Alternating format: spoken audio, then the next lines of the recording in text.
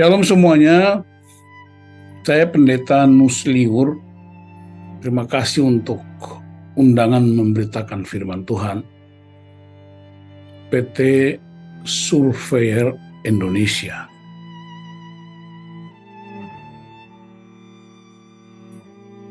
Takut akan Tuhan versus cinta Tuhan. Menurut Amsal 1 ayat 7 dan Amsal 8 ayat 13.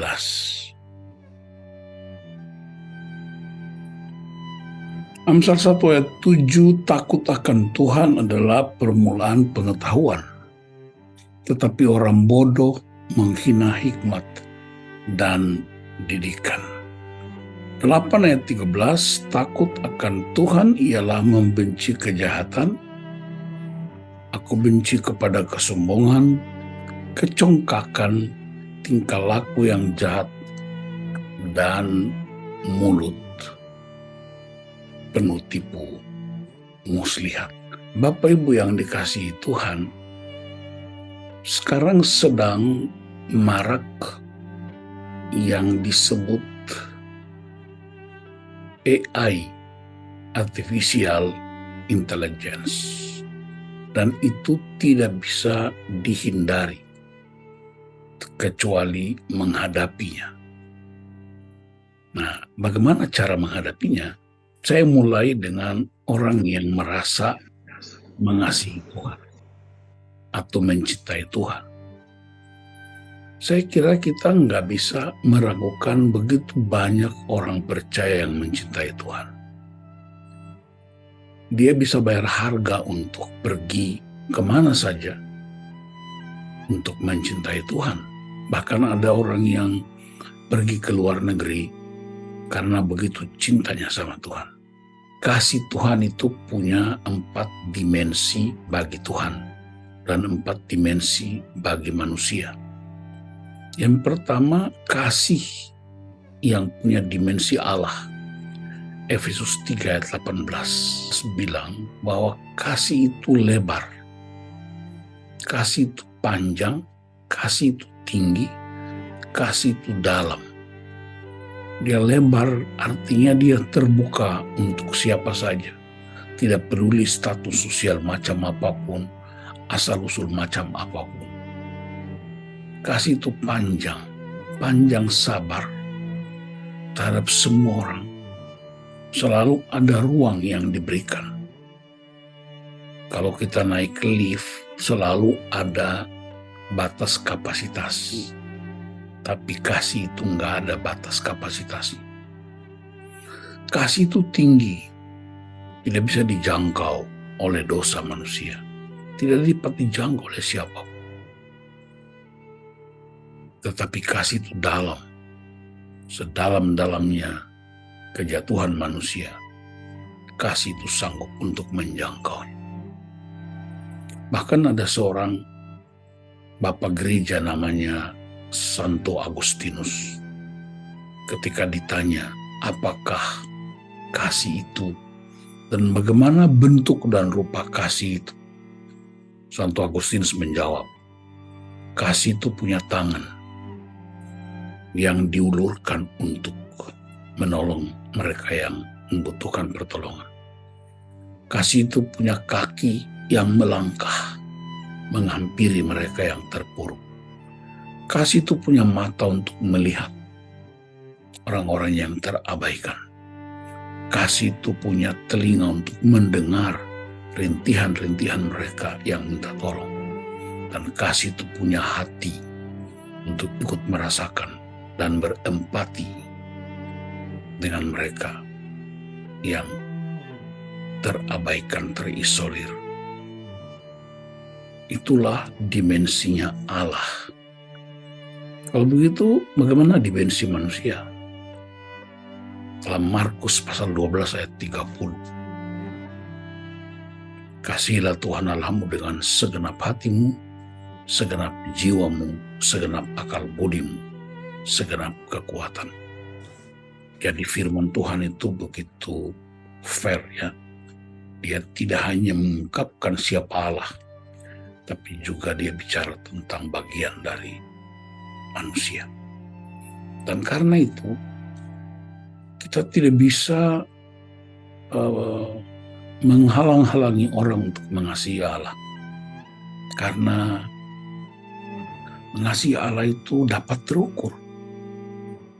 Ya, saudara bisa lihat siapa saja, di mana saja, orang bisa berbondong-bondong menghampiri tempat-tempat ibadah. Dia bayar mahal, mungkin bayar pesawatnya, bayar tiketnya, dia bisa menempuh perjalanan yang panjang hanya untuk menyembah Tuhan. Akan tidak sedikit orang yang memilih pergi ke Holy Land untuk menyembah, berjumpa dengan situs-situs yang memberi penjelasan tentang siapa Tuhan dan sejarah penyelamatan.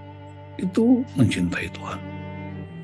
Tetapi mari kita perhatikan, ada poin lain yang juga lebih utama, yaitu takut akan Tuhan. Nah, takut Tuhan itu apa?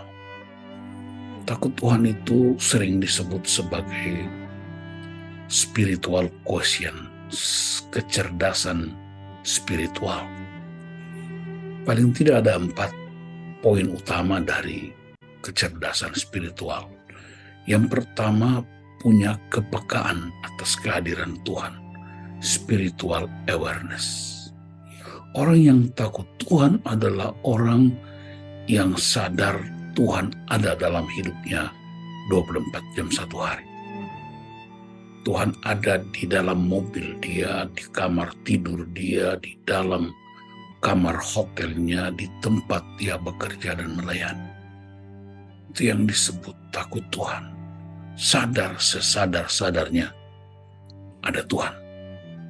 Dan kalau orang takut Tuhan, maka dia mengagumi, menghormati. Dia tidak bisa melakukan sesuatu yang mencemarkan kekudusan Allah. Yang kedua, orang takut Tuhan, dia punya purpose life, tujuan hidup.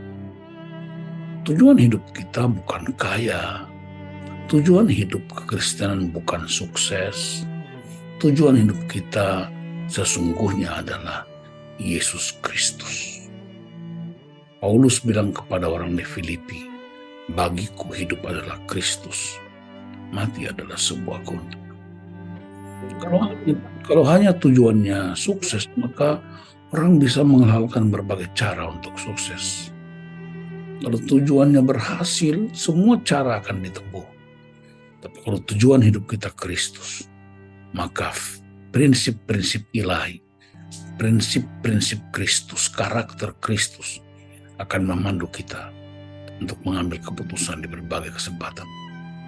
Yang ketiga, takut Tuhan itu tindakannya out of the box.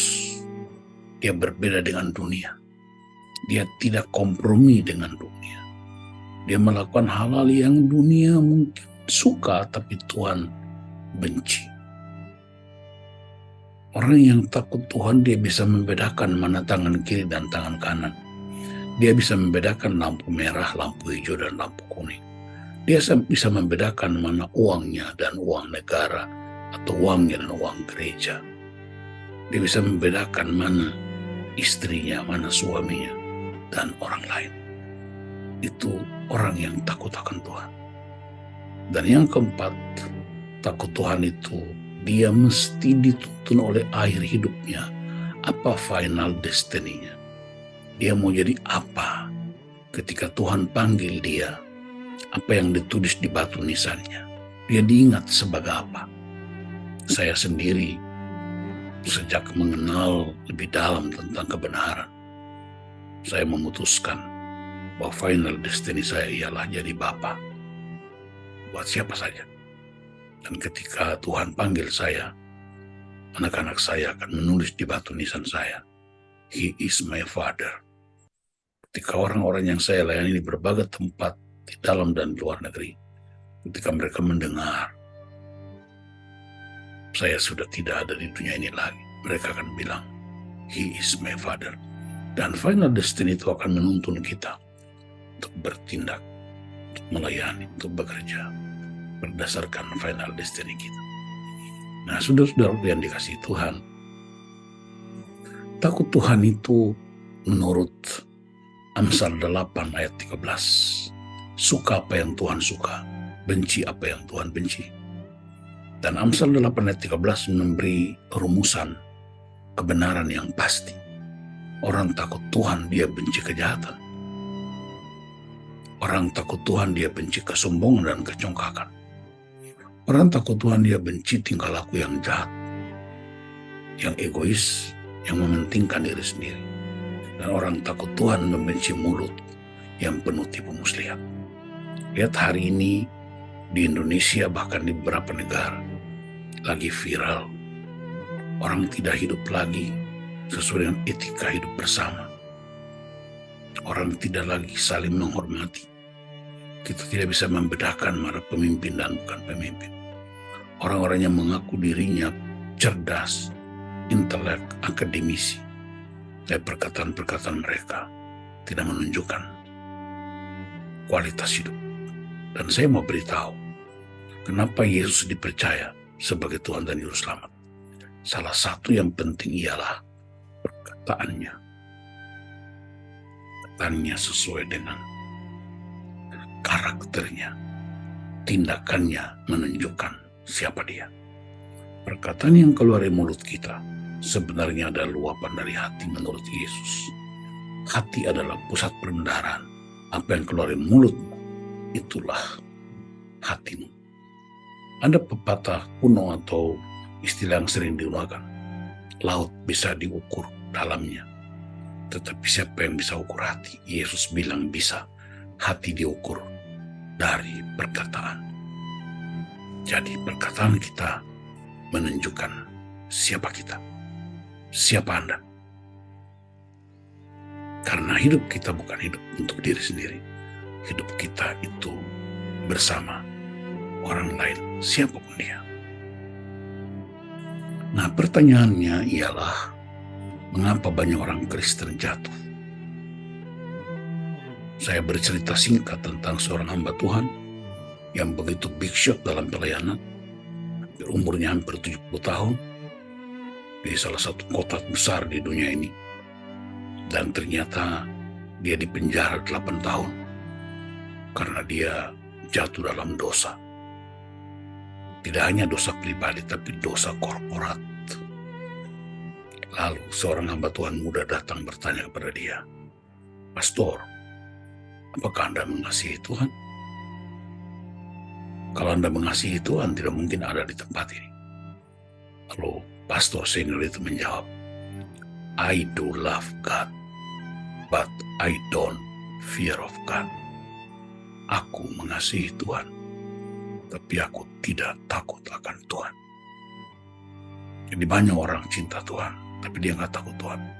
Tapi saya percaya satu hal, orang yang takut akan Tuhan, dia pasti cinta Tuhan. Dan tugas gereja, tugas kita, tugas anak-anak Tuhan, dimanapun kita berada. Apakah seorang hamba Tuhan, pegawai negeri, pegawai swasta, kemanapun Anda pergi, bagian kita ialah bangkitkan spirit takut akan Tuhan. Sebab Tuhan itu kasih. Tuhan benci dosa, tapi dia mengasihi orang berdosa. Itu sebabnya sekali lagi saya mendorong Bapak Ibu kita semua sebagai anak-anak Tuhan untuk mulai membangkitkan roh takut akan Tuhan. Hanya itulah yang menolong kita untuk berjalan mewariskan kehidupan bagi anak cucu kita. Tuhan Yesus memberkati. Kita berdoa untuk firman Tuhan. Bapa, terima kasih firman-Mu menolong kami untuk punya roh takut Tuhan. Kami menyerahkan hidup kami sepenuhnya untuk-Mu. Dalam nama Tuhan Yesus Kristus, firman yang hidup. Haleluya. Amin.